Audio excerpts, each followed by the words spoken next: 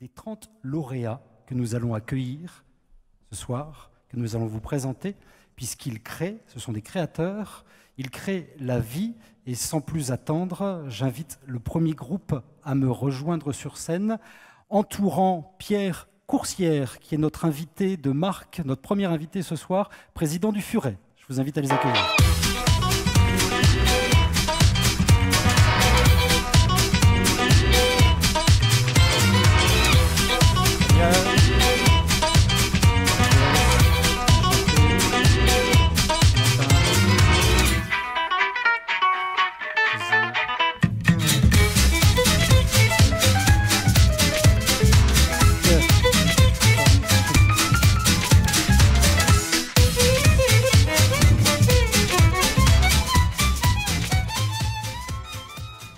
Bonsoir Pierre. Bonsoir, bonsoir. Merci d'être avec nous ce soir pour nous raconter un peu d'histoire, mais d'histoire à venir. L'avenir du Furet, on le connaît, une entreprise presque centenaire, fondée en 1921, quasiment à l'endroit où il se trouve encore aujourd'hui Grand Place. Presque. Presque. Avec 17 magasins répartis essentiellement dans le Nord, mais un peu partout en France aussi maintenant. En région parisienne maintenant également. Ouais.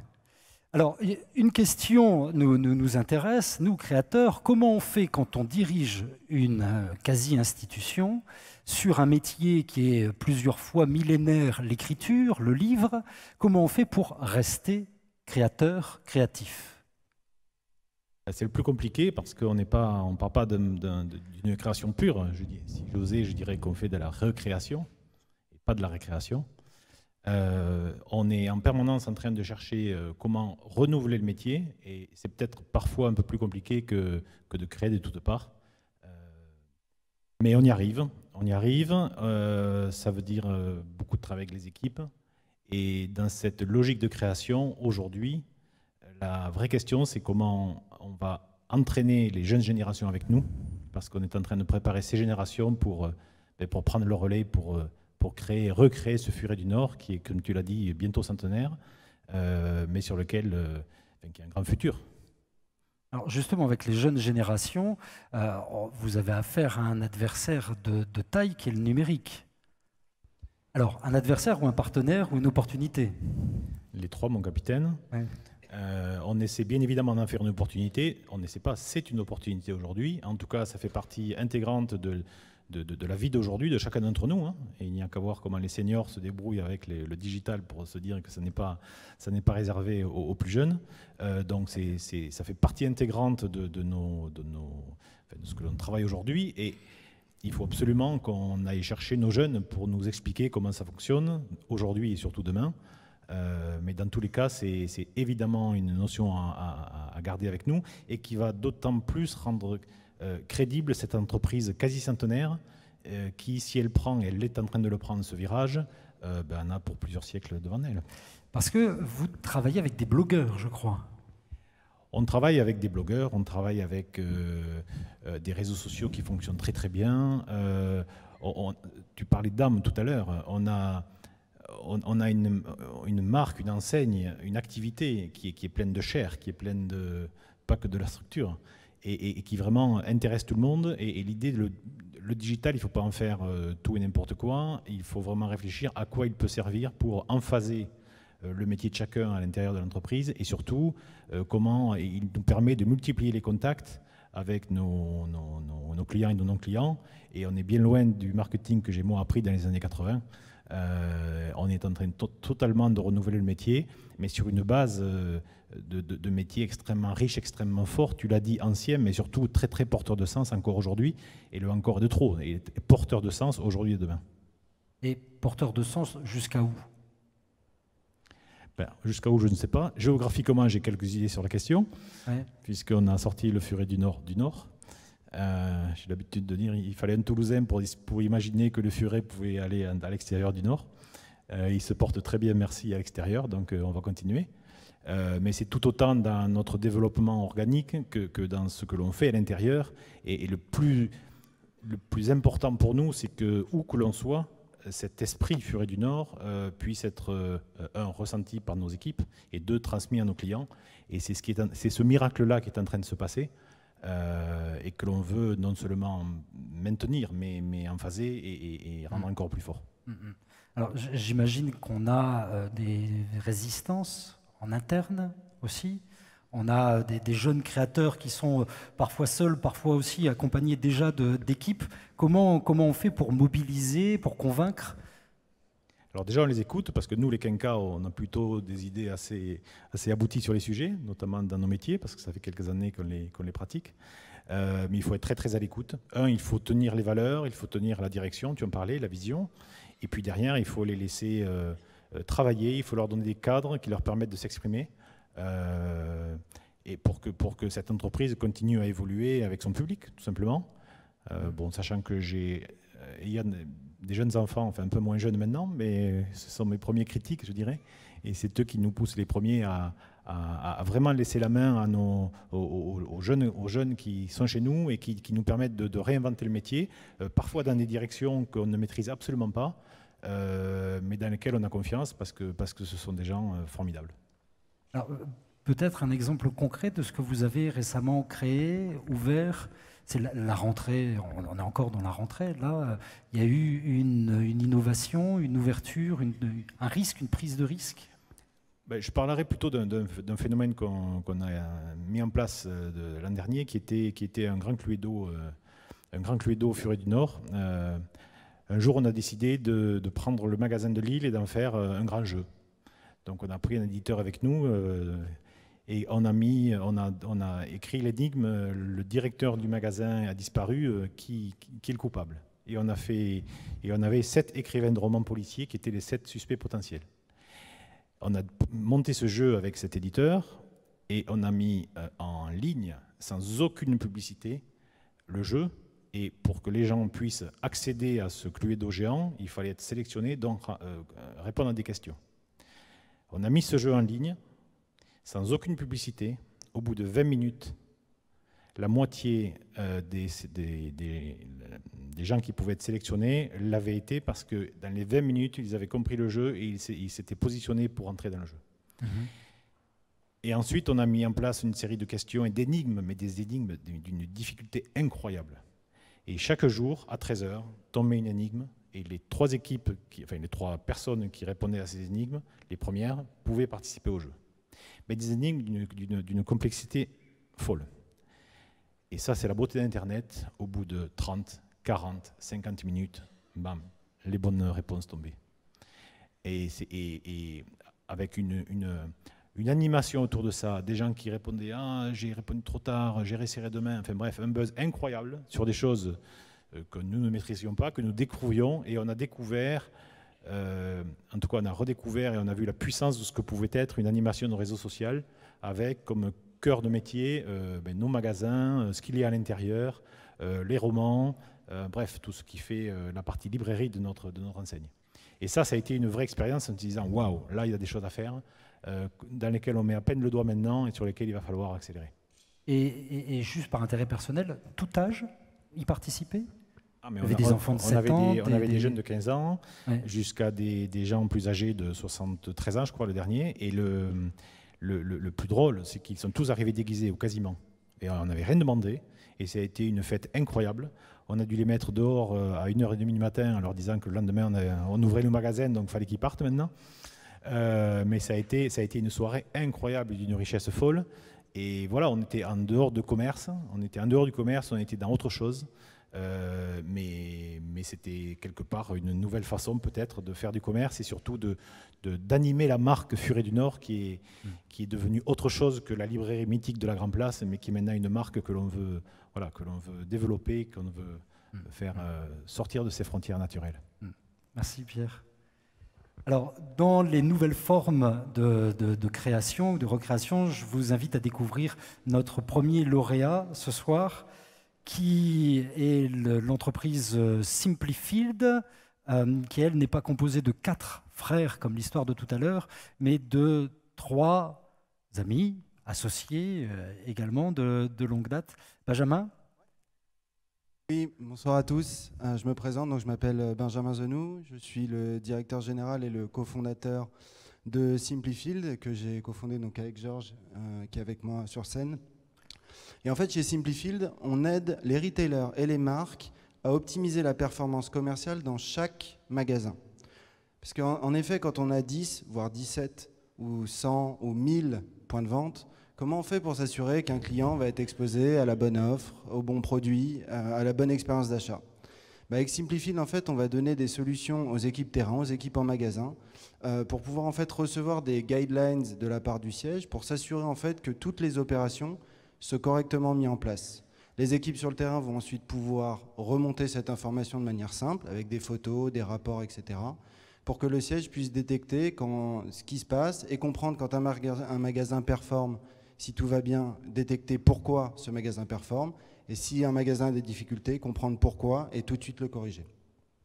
On travaille donc avec des sociétés, donc je disais retailers et marques, comme Kaby et Pimki dans la région, mais également aux États-Unis, au Brésil et à Dubaï. Merci beaucoup. Longue vie. Merci.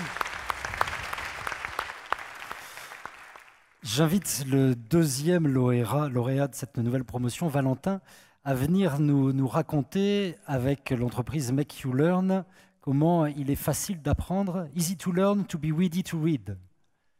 Merci Emmanuel. Alors effectivement, je suis Valentin Fluteau, le fondateur de l'entreprise Make You Learn. Chez Make You Learn, on fait du digital learning engageant, fun et efficace. La formation en ligne aujourd'hui, c'est quoi?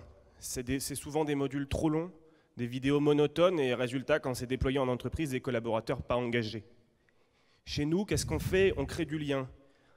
On fait en sorte de créer du lien entre les formateurs, les apprenants, vos collaborateurs, et les managers qui encadrent ces collaborateurs. Alors qu'est-ce qu'on fait? On fait des modules plus courts, scénarisés, qu'on scénarise avec notre équipe qui est présente dans la salle.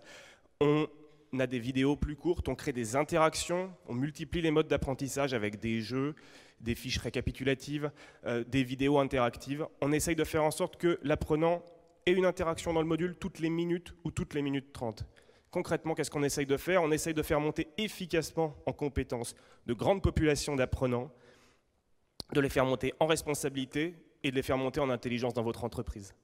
On travaille avec aujourd'hui plus d'une vingtaine d'organisations, qu'il s'agisse pour les plus célèbres du groupe Auchan, du groupe Michelin, de l'EDEC ou du groupe Up, anciennement Chèque Déjeuner. Voilà, merci beaucoup. Je vous invite à nous retrouver au cocktail après la cérémonie. Merci.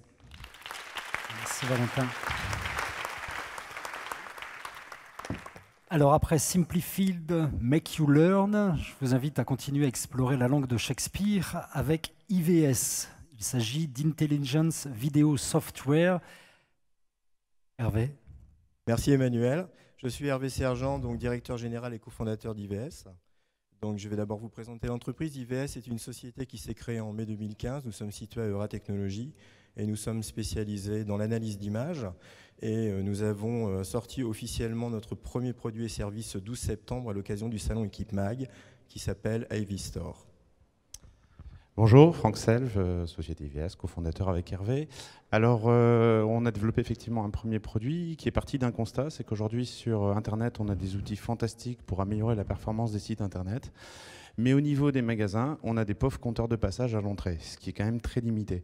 Donc, guidé par la simplicité, on a inventé un petit capteur qui se colle facilement au plafond et qui va analyser le comportement des clients en magasin. Il y a un petit capteur vidéo qui va dire si c'est des hommes ou des femmes qui rentrent, une estimation de leur âge, est-ce qu'ils sont venus, quand. Et puis une caméra hémisphérique qui va suivre les clients dans le magasin, savoir par quel rayon ils sont passés, combien de temps, est-ce qu'ils sont allés en caisse, en cabine d'essayage, etc. Et tout ça, on a voulu avoir un prix extrêmement abordable. Donc, bref, pilotez votre magasin pour 89 € par mois et tout est inclus, y compris la maintenance. Merci.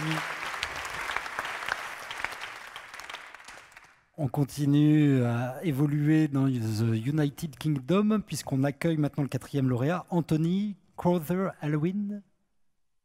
Exact. Avec Praidic, qui nous apprend donc que l'avenir, c'est maintenant. C'est maintenant, tout à fait. Alors bonsoir à tous, Anthony Crowther-Halloween.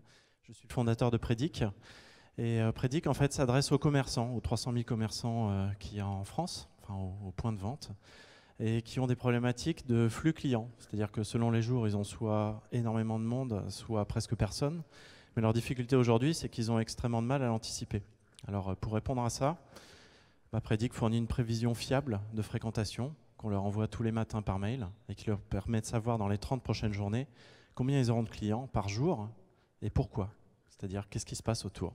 Avec ça, ça leur permet d'améliorer leur planification, leur gestion de stock et ça leur permet surtout de toujours accueillir leurs clients dans les meilleures conditions. Voilà, merci à vous. Merci. Merci Anthony. Bravo. Vous venez d'entendre les hommes de l'organisation, le troisième frère de tout à l'heure, ceux qui nous aident à mieux nous organiser, ceux qui rendent nos organisations encore plus performantes. Continuons à en découvrir d'autres, mais cette fois-ci par vidéo.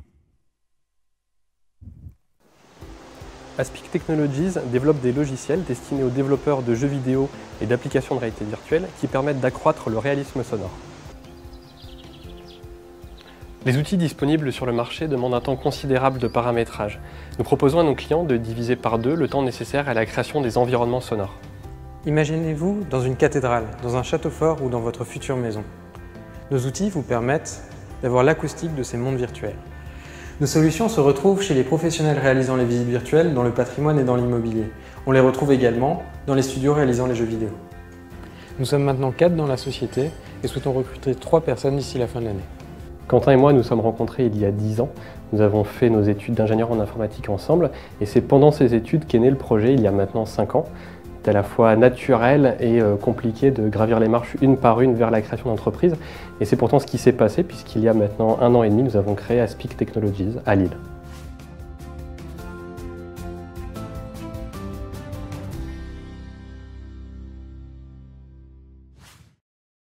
Everysense propose une solution de traçabilité des actifs mobiles qui n'ont pas de source d'alimentation et qui vont circuler entre plusieurs sites. Par exemple, des wagons qui vont circuler entre plusieurs gares ou des bennes de chantier qui vont circuler entre les sites des clients et les déchetteries, etc. Nous avons un capteur qui est industriel qui s'installe en moins de 5 minutes sur la benne. Avec ça, vous avez une information fiable de là où se trouve la benne. Donc la benne va remonter 2 informations par jour. Et l'idée, c'est de permettre à l'entreprise d'optimiser ses coûts en termes de carburant, en termes d'usure par rapport au matériel, et à tout un ensemble d'éléments. L'entreprise compte 4 personnes permanentes et 3 personnes qui sont à temps partiel.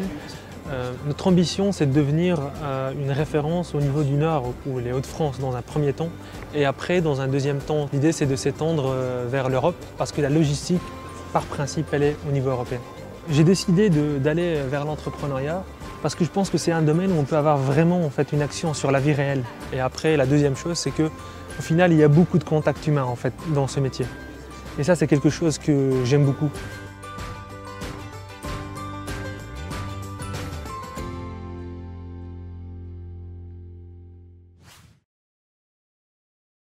Notre métier chez Scapané, c'est d'accompagner nos clients à toutes les étapes d'un projet de Big Data et de Machine Learning. Donc, par exemple, pour un grand compte du retail, on traite les données de tout ce qui se passe sur son site afin de définir sur les comportements des utilisateurs sur le site qui nous permettent de détecter quels sont les bons clients et du coup de leur offrir la possibilité de payer en un clic. Donc aujourd'hui, en Californie, les grandes sociétés américaines ou des startups utilisent la donnée et ont un avantage compétitif avec cette donnée, avec des algorithmes.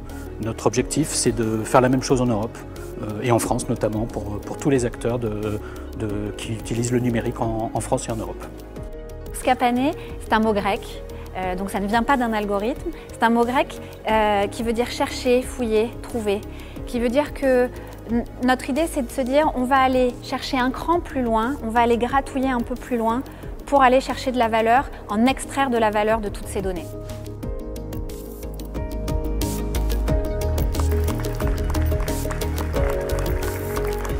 Et donc Scapané avec Morgane et José qui se trouvent là, Younes, Everysense qu'on a vu tout à l'heure, et Quentin et Marc, Aspic, qui sont de ce côté-ci. Je me retourne vers toi, Pierre.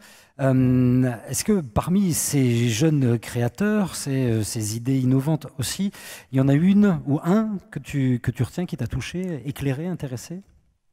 Alors, pas un en particulier, mais ça dit bien ce qu'on disait tout à l'heure. Tous ces jeunes, ils sont en train d'inventer des systèmes, des nouvelles technologies qui vont nous permettre, soit en front office, soit en back office, de mieux comprendre nos clients, de mieux les servir et de faire évoluer l'entreprise. On regardait les comptages de clients dans les magasins. À une époque, c'était une très très grosse machinerie avec de très gros investissements pour suivre ses clients. On voit aujourd'hui qu'avec des technologies beaucoup plus légères, on va pouvoir s'équiper de ce genre d'outils et travailler et mieux comprendre nos clients. De toute façon, mieux comprendre les clients aujourd'hui, au-delà de l'offre qu'on peut avoir, c'est une donnée absolument vitale.